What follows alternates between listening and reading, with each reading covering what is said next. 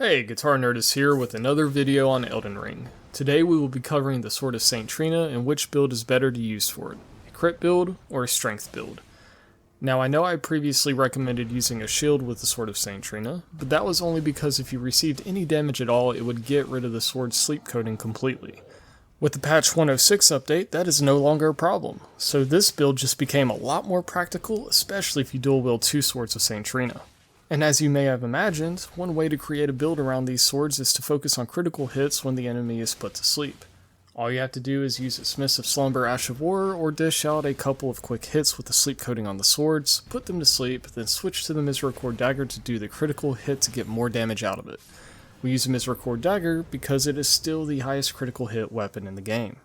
Pair it with a Dagger Talisman to get an additional 17% increase in critical attacks, and using the Assassin's Cerulean Dagger and the Crimson Dagger Talismans will help replenish a good chunk of health and FP for each critical attack you get in too.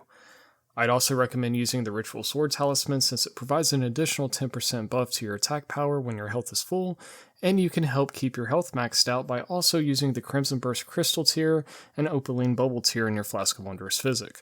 This will not only prevent you from taking any damage from your first hit, but it will also steadily restore your HP for 3 minutes too.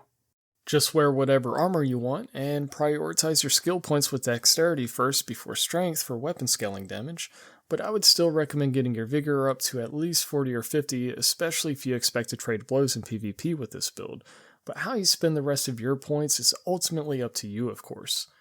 As you can see, once you have this build set up properly, you can get some devastating damage with these critical attacks, and then it's just a matter of rinse and repeat. However, if you want to really push the amount of damage you can do with these swords even more, then I would recommend running it a little bit differently.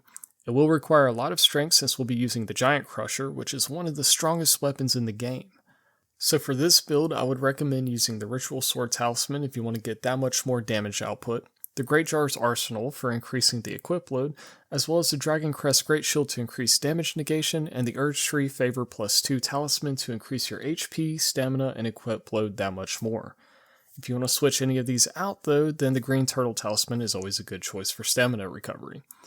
You can also use the Spiked Crack tier to boost charge attacks by 15%, and the Strength Knot Crystal tier to increase strength by 10 points for 3 minutes in your Flask of Wondrous Physic.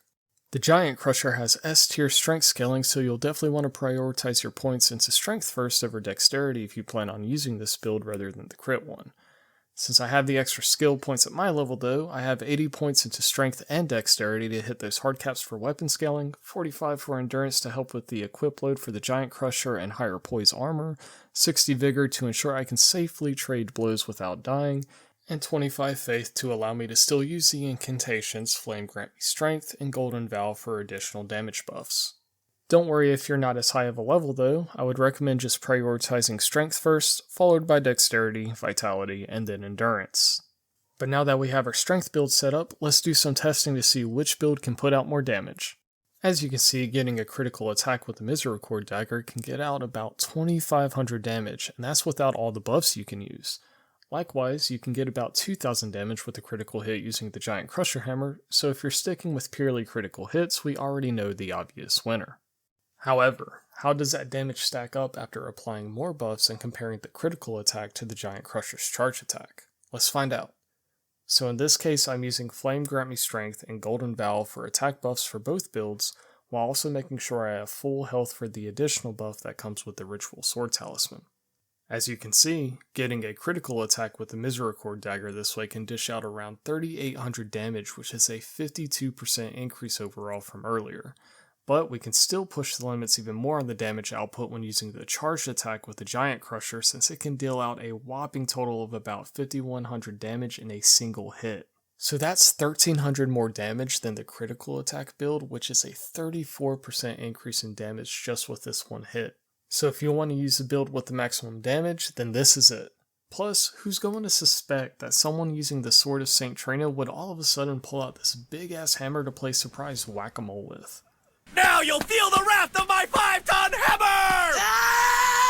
Taste my Usopp! If you are interested, then you will need to snag the Sword of Saint Trina in the Forsaken Ruins, which can be found near the Rot View balcony side of Grace, behind an imp still requiring one Stone Sword key. If you want to use a crit build, then you'll need to head to Stormvale Castle to get the Misericord Dagger by looting it off of a corpse found in the large armor room next to the fortress with the grafted scion. You will also need to use the Stone Sword Key on an imp statue to get this one too. Alternatively, if you'd like to use a strength build for this instead, then just head here where you can find it in a chest in the back of a carriage directly to the south of the Outer Wall Phantom Tree site of Grace.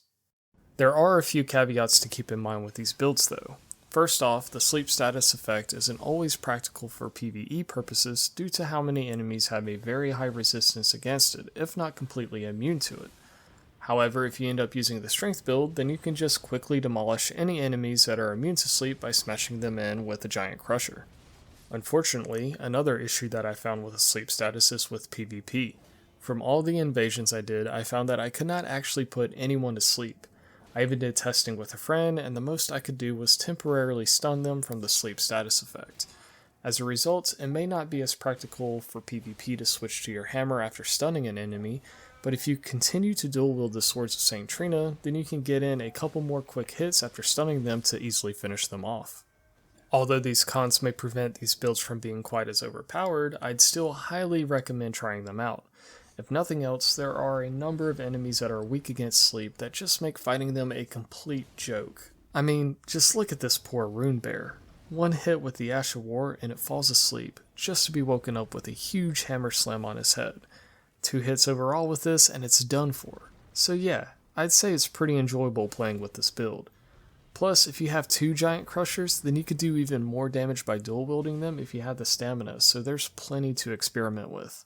But overall, if you enjoyed the video and feel like it has helped, then be sure to drop a like and subscribe to follow along for more videos like this. But as always, until next time, happy gaming.